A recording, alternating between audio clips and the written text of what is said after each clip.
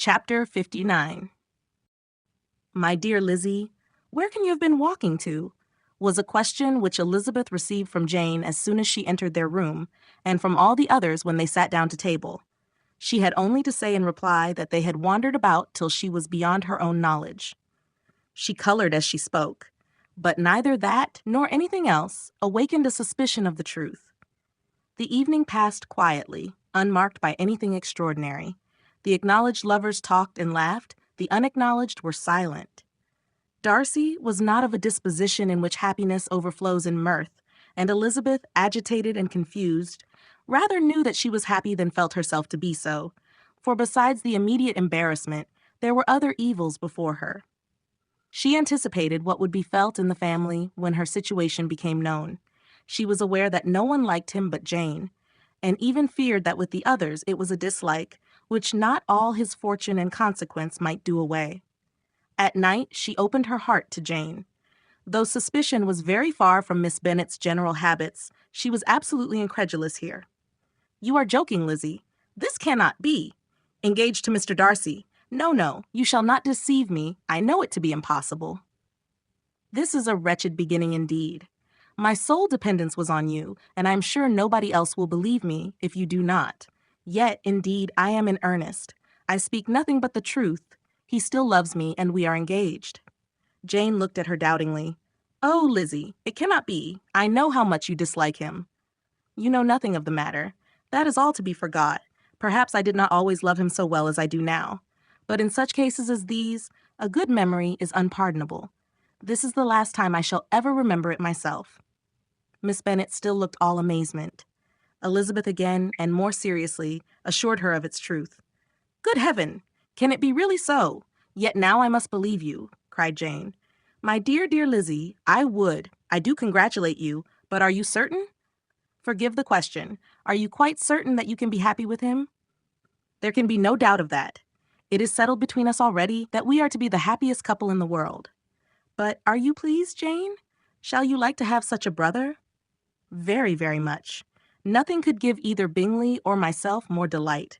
But we considered it, we talked of it as impossible. And do you really love him quite well enough?" "Oh, Lizzie, do anything rather than marry without affection. Are you quite sure that you feel what you ought to do?" "Oh, yes. You will only think I feel more than I ought to do when I tell you all." "What do you mean?" "Why, I must confess that I love him better than I do Bingley. I am afraid you will be angry." "My dearest sister, now be serious. I want to talk very seriously. Let me know everything that I am to know without delay. Will you tell me how long you have loved him?" "It has been coming on so gradually that I hardly know when it began, but I believe I must date it from my first seeing his beautiful grounds at Pemberley." Another entreaty that she would be serious, however, produced the desired effect, and she soon satisfied Jane by her solemn assurances of attachment. When convinced on that article, Miss Bennet had nothing further to wish. "Now I am quite happy," said she, "for you will be as happy as myself. I always had a value for him. Were it for nothing but his love of you, I must always have esteemed him. But now, as Bingley's friend and your husband, there can be only Bingley and yourself more dear to me. But, Lizzie, you have been very sly, very reserved with me. How little did you tell me of what passed at Pemberley and Lambton? I owe all that I know of it to another, not to you." Elizabeth told her the motives of her secrecy. She had been unwilling to mention Bingley, and the unsettled state of her own feelings had made her equally avoid the name of his friend. But now she would no longer conceal from her his share in Lydia's marriage. All was acknowledged, and half the night spent in conversation. "Good gracious!" cried Mrs. Bennet, as she stood at a window the next morning. "If that disagreeable Mr. Darcy is not coming here again with our dear Bingley! What can he mean by being so tiresome as to be always coming here? I had no notion but he would go a-shooting, or something or other, and not disturb us with his company. What shall we do with him? Lizzie, you must walk out with him again, that he may not be in Bingley's way." Elizabeth could hardly help laughing at so convenient a proposal, yet was really vexed that her mother should be always giving him such an epithet. As soon as they entered, Bingley looked at her so expressively, and shook hands with such warmth, as left no doubt of his good information, and he soon afterwards said aloud, "Mrs. Bennet, have you no more lanes hereabouts in which Lizzie may lose her way again today?" "I advise Mr. Darcy and Lizzie and Kitty," said Mrs. Bennet, "to walk to Oakham Mount this morning. It is a nice long walk, and Mr. Darcy has never seen the view." "It may do very well for the others," replied Mr. Bingley, "but I am sure it will be too much for Kitty. Won't it, Kitty?" Kitty owned that she had rather stay at home. Darcy professed a great curiosity to see the view from the Mount, and Elizabeth silently consented. As she went upstairs to get ready, Mrs. Bennet followed her, saying, "I am quite sorry, Lizzie, that you should be forced to have that disagreeable man all to yourself. But I hope you will not mind it. It is all for Jane's sake, you know, and there is no occasion for talking to him, except just now and then, so do not put yourself to inconvenience." During their walk, it was resolved that Mr. Bennet's consent should be asked in the course of the evening.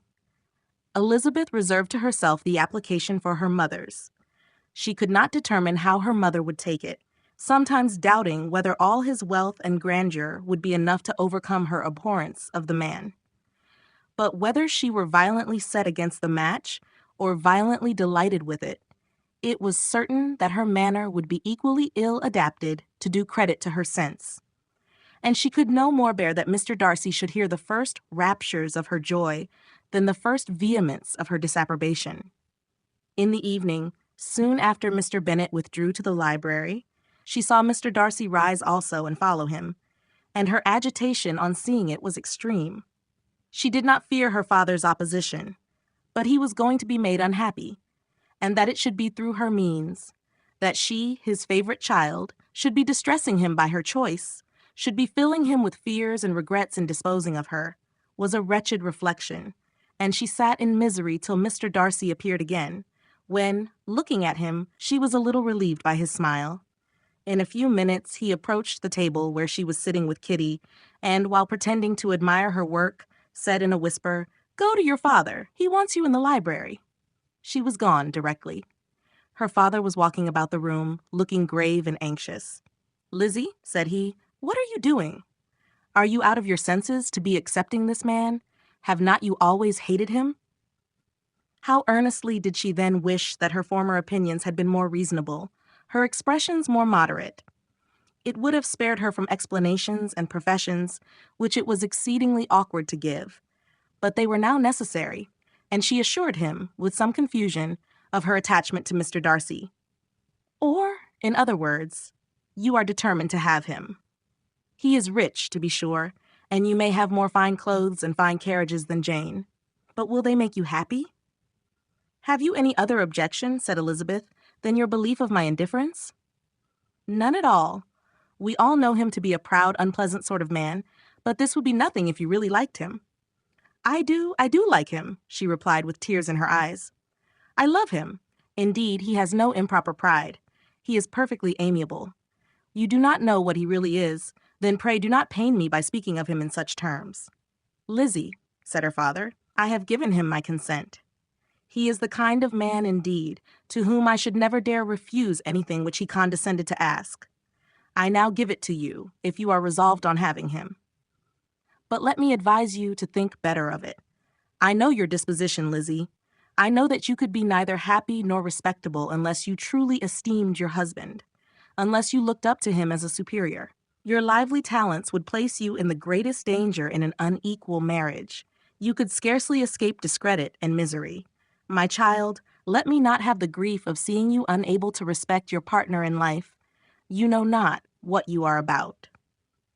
Elizabeth, still more affected, was earnest and solemn in her reply, and at length, by repeated assurances that Mr. Darcy was really the object of her choice, by explaining the gradual change which her estimation of him had undergone, relating her absolute certainty that his affection was not the work of a day, but had stood the test of many months' suspense, and enumerating with energy all his good qualities, she did conquer her father's incredulity and reconcile him to the match.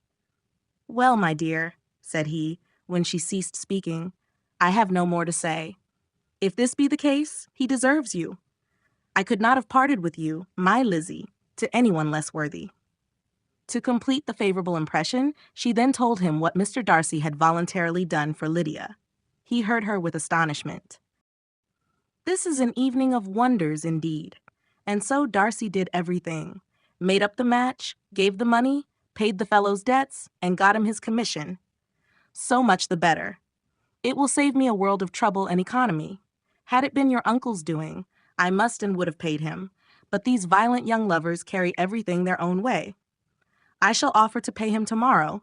He will rant and storm about his love for you, and there will be an end of the matter.